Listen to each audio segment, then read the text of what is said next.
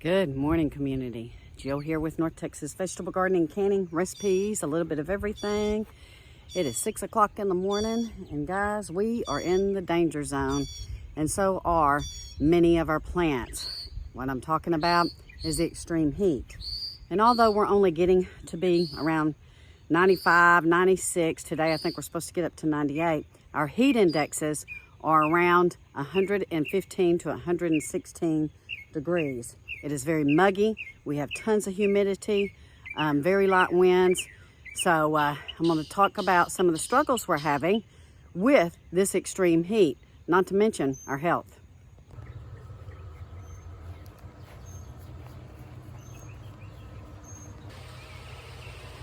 So needless to say, these high tunnels get really, really hot during the day with these extreme temperatures.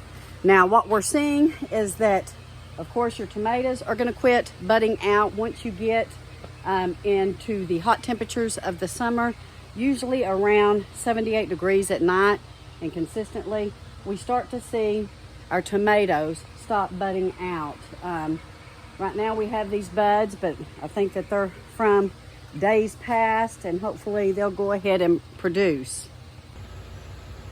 And you can see the squash and zucchini in this high tunnel is really not looking very well. So we think the heat is taking its toll on these. We're probably going to have to go ahead and pull these and see if we want to start more or ponder that. But the okra over there seems to be doing very well. It does well in heat. You can see it back in there as well. So we think that we're going to be okay there, but we do think that the majority of this squash and zucchini is probably going to have to come up.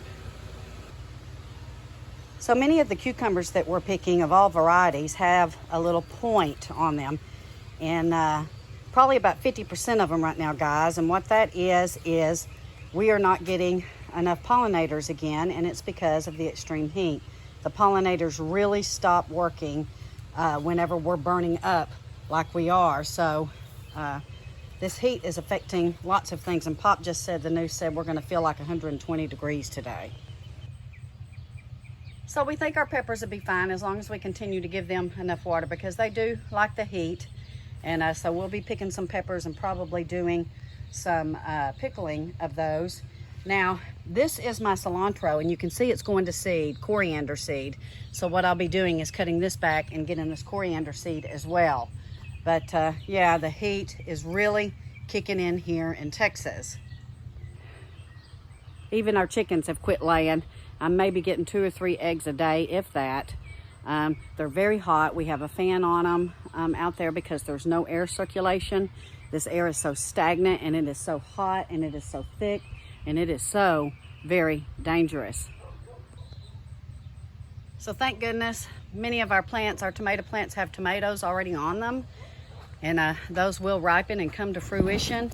But guys, it's just about time for us to start some more plants, maybe for a fall harvest. Sometimes in heat like this, it doesn't matter how much you water things, they still have a very, very hard time prospering, especially in the heat of the day. And right now, we are hot right up until 9 or 10 o'clock. Even after that, the house, the porch does help. It really does help. It keeps our bedroom a little bit cooler in there, but still the roof of the house heats it up. And we are getting, staying quite warm until probably maybe 11 o'clock at night, when everything's really start to cool down. So there's no question that it's extremely dangerous, and it's going to be at least this week and maybe into next with heat indexes here in Texas. Again, Pop said they're expecting 120 degree heat index today, and that's atrocious. So guys, we'll have to finish up as early as we can with our chores and get things picked and set out.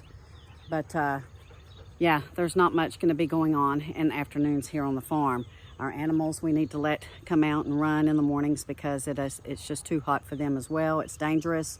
It's dangerous for heat stroke. It's dangerous for heat exhaustion. It's dangerous for the dogs. So everything has to get done probably by 10 a.m. in the mornings, at least for this week. So right now I'm back to hand pollinating the cucumbers because we're not seeing any of the pollinators. The bumblebees will see fly around the property, But we have some really big crepe myrtles, and they seem to be staying around there. They don't want to be in here, and I don't blame them, honestly. So we're back to hand pollinating. We are not seeing any honeybees. It's deeply concerning still. We are here in the middle, into the middle part of June, and we're not seeing the pollinators like we have in the past. So it's very concerning. So thank goodness, like I said, we have tomatoes on these vines, because we have a feeling that probably in a week or so that we're going to start seeing some deterioration on these. And that's why we want to go ahead and get some seeds started as soon as possible to back these up for a fall harvest. Getting some very nice size Perone variety slicers. So most likely I'll be starting our fall seeds sometime in the next month to plant in August. And we're going to try to grow some on that back acre. And I'm not sure what we're going to try to do in this high tunnel because we do struggle with insects and temperature control for the cool variety plants. Although it may be cool and cold outside, when the sun comes out, it gets very hot in these high tunnels, so it's hard to try to maintain a cool variety plant like your broccoli and cauliflower. They seem to bolt really early and not come to full fruition. But there's still some things we can put in here, and we will probably, like beets and turnips, you know, some of those root crops. But anyway, wanted to give you guys an update and show you what's going on. And if you're in Texas, you need to be extremely careful. Stay hydrated and stay out of the afternoon sun. The air is going to be thick. It's going to be dangerous. And yeah, it's going to take a toll on our plants, and it's going to take a toll on our little chickens. You know, we just pray that the Lord keeps them safe. And so far, they're doing okay. They're just not laying. They're very hot. It's very, very hot. And we even put a shade cloth over their outside pen so that they can stay cool. But in the heat of the afternoon, they're in their pen. We have the door open so that they can get some airflow in there, and a fan. But guys, be careful. It is a very dangerous time right now.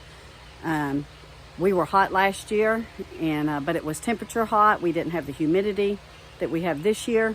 So be very, very careful. But what you're going to see starting to happen is your tomatoes are going to start flowering. Check your cucumbers and stuff, and make sure that you're getting some pollinators. You might be fine if you're outside. Ours in here are not getting, and this is what's happening.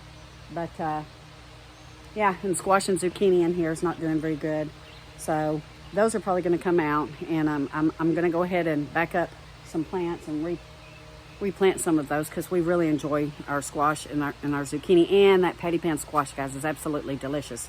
So I'm going to start some more seeds on that. So your task for right now is probably to go ahead and start planting your fall garden, at least in the south. I know you up north, you're just now getting started on your summer garden. But down here, we need to start thinking about our winter garden and our fall and winter garden, and what we're going to be growing, and go ahead and get our seeds on order. And I just pray that this heat dome over us breaks up. We've not gotten rain here. We've not gotten any of the storms that some of the people east of us and northeast of us have gotten. And so we are starting to dry up again, and I'm going to have to start putting out that water sprinkler, because we are coming up on the 4th of July, which means fireworks, which means fire if things are dry. So you guys stay safe. We love you. We will see you soon. Stay in touch. Bye-bye.